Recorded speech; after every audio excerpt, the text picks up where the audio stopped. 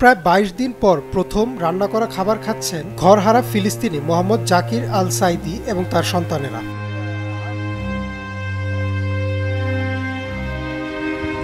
আগে আল জাহরা শহরে বসবাস করলেও এখন তিনি একটি ক্যাম্পে আশ্রয় নিয়েছেন।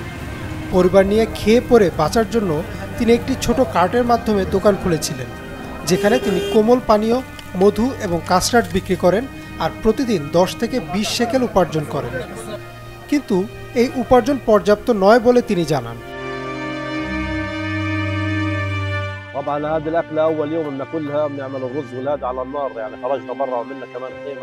বাস্তুচ্যুত হওয়ার পর প্রথম ভাত এবং মাংস রান্না করে খাচ্ছি।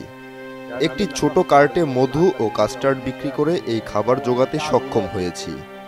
এতে আমার সন্তানরাও সাহায্য করেছে।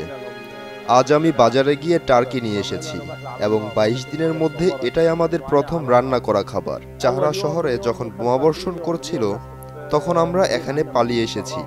আমাদের অবস্থা খুবই খারাপ।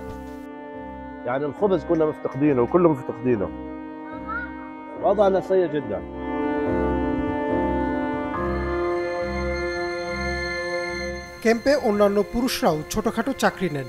কেউ ফোন চার্জের দোকানে, কেউ বা আবার খুলেছেন নাপিতের দোকান।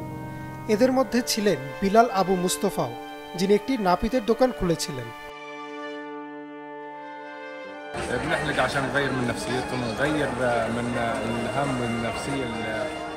আমরা এখানে চুল এবং দাড়ি কেটে দেই।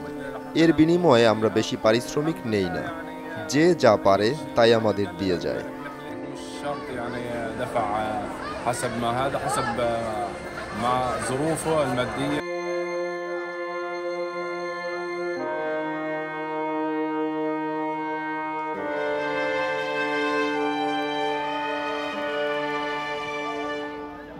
ফিলিস্তিনি বেসামরিক নাগরিকদের জ্বালানি, খাদ্য এবং বিশুদ্ধ পানির তীব্র সংকট রয়েছে।